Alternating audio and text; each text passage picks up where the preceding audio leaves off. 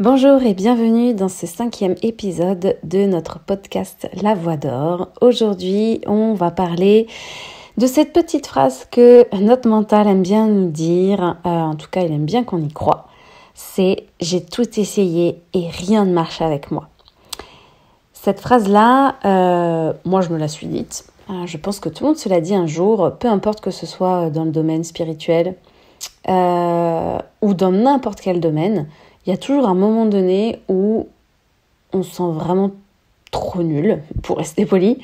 Et en même temps, on a la sensation d'avoir essayé quantité de choses et pourtant on a cette sensation que ça ne marche pas ou en tout cas on ne se voit pas évoluer, on ne voit pas qu'est-ce qui a bougé.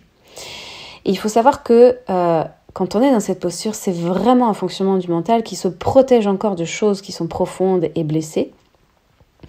Et comme lui, son sentiment profond de quelque chose qui ne va pas n'a pas été entre guillemets résolu, il n'a pas trouvé de solution satisfaisante selon ses critères à lui, et du coup il va forcément trouver un moyen rapide, une explication, rationaliser les choses, il va vous trouver une justification assez rapide pour pouvoir avancer parce que ça lui donne de la cohérence.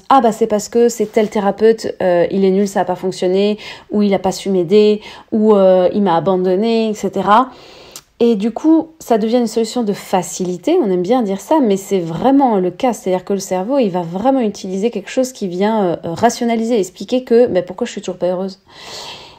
Ça doit être la faute des autres. Donc là, je parle du thérapeute parce que forcément, je parle de ce que je connais et de l'accompagnement thérapeutique, mais ça peut être le cas dans vraiment tous les domaines. Vous voyez, essayez de réfléchir dans quelle situation, dans quel domaine ça vous est déjà arrivé de vous dire c'était la faute de l'autre. Et souvent, on le dit d'ailleurs aux enfants, ils sont sans arrêt en train de dire c'est la faute de l'autre, mais on fait exactement la même chose. C'est un peu plus subtil, on s'en rend pas toujours compte. Mais quand on arrive à s'en rendre compte, c'est une clé, c'est une opportunité de guérison. C'est une opportunité de voir qu'à ce moment-là, c'est juste que, justement, il y a quelque chose qui souffre en nous et que le mental, il est là pour nous protéger de cette souffrance. Donc, quand il a une explication, si c'est la faute de l'autre, ça veut dire c'est pas ma faute, ouf, tout va bien. Du coup, j'ai une solution qui est toute trouvée, j'ai qu'à trouver un meilleur thérapeute, j'ai qu'à faire autre chose. Et là, du coup, ça nous redonne de la motivation, on se sent un petit peu mieux et on continue. Donc, en fait, c'est plutôt sain et naturel de fonctionner comme ça. Sinon, je crois qu'on se tirait une balle dès le début. Mais au bout d'un moment, quand ça commence à se répéter et qu'on rejette toujours la faute sur l'autre, ça nous maintient dans cet état de victime parce que du coup, on ne reprend pas sa responsabilité dans ce qui est et dans ce qui est souffrant en nous. On rejette la responsabilité dans l'autre qui doit nous sauver. Mais ça, c'est pas juste du tout, ni pour vous, ni pour le thérapeute ou en tout cas la personne à qui vous demandez de l'aide. Et c'est surtout, c'est qu'en vous maintenant dans cette position de victime, puisque du coup, c'est pas ma faute, je suis pas responsable, du coup, vous n'êtes non plus responsable de votre guérison et de votre évolution spirituelle. Donc ça maintient, c'est toujours cette histoire de serpent qui se mord la queue, ça maintient le cercle vicieux. Donc, c'est très souvent inconscient, mais quand vous voyez ce qui est en train de se jouer, quand il y a cette conscience qui arrive, c'est très intéressant parce que à partir du moment où il y a cette conscience qui arrive, là on peut faire quelque chose, là on peut comprendre plus profondément qu'est-ce qui se cachait en réalité derrière cette réaction de protection de notre mental. Donc c'est vraiment, on parle aussi souvent d'effet miroir, que le monde extérieur c'est le reflet de votre intériorité, et c'est vrai.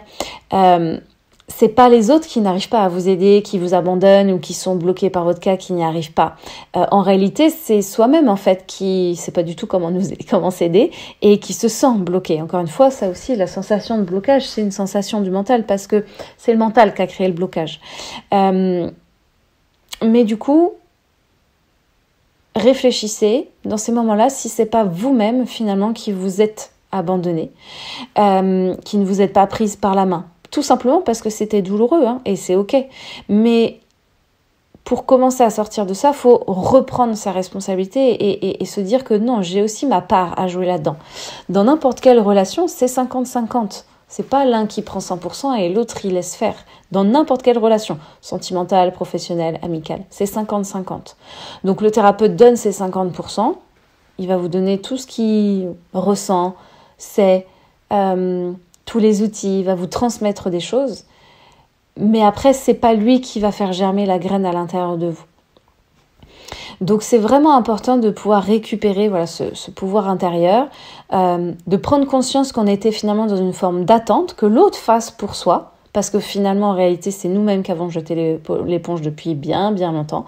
On n'a plus envie de faire d'efforts, on est fatigué. Encore une fois, c'est OK. Et c'est peut-être aussi parce qu'on est fatigué, que ça fait mal, que du coup, le mental se protège, encore une fois. C'est important de remettre de la conscience là dans ces actions, de prendre conscience que finalement c'est nous qui nous auto-sabotons quand on est dans ce schéma-là. Et aussi finalement il peut y avoir plein de choses qui se cachent derrière, c'est à creuser, mais il peut y avoir aussi cette peur du bonheur, la peur d'être heureuse, la peur tout simplement parce que on a peur qu'une fois que ça nous arrive, soit parce qu'on croit qu'on le mérite pas, soit parce qu'il y a des liens transgénérationnels, que sais-je encore, mais que du coup ça pourrait partir du jour au lendemain et que du coup sensation à nouveau de vide, alors que normalement cette sensation elle est innée à l'intérieur de nous, mais encore une fois ça c'est une illusion du mental qui nous fait croire qu'il faut la chercher à l'extérieur ou qu'il nous manque quelque chose. Donc on la cherche à l'extérieur et donc comme on a peur aussi parfois donc de réussir et d'être heureuse, on va se couper du résultat. On veut pas que ça marche en fait, parce que on peut avoir cette sensation parfois si je suis heureuse, est-ce que j'aurai toujours un objectif dans ma vie? Et finalement ça devient un moteur, cette recherche du bonheur. Et il y a donc un bénéfice, ce qu'on appelle un bénéfice secondaire, c'est que si je fais en sorte de rechercher ce bonheur mais que du coup je me coupe de la possibilité de le recevoir en me fermant à ce qui est dit, à ce que l'autre me renvoie dans le miroir, etc. Et en ne mettant pas en place ce qu'on m'invite à réaliser, à réfléchir, blablabla, etc.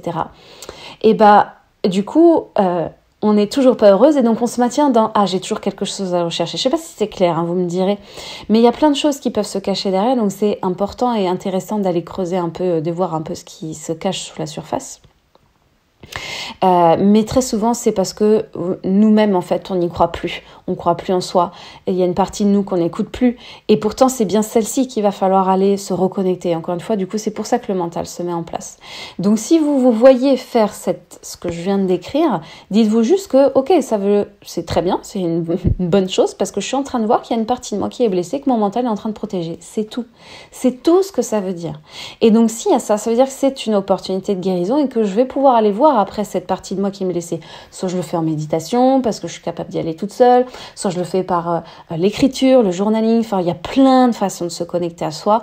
J'ai créé une ressource exprès pour ça, je vous la remettrai dans la description de la vidéo, des outils simples pour se reconnecter à sa partie spirituelle, à ce qui pense à l'intérieur de nous. Il y a plein de façons très très simples de faire. C'est simple, on nous a donné tout ce dont on avait besoin, c'est-à-dire notre corps.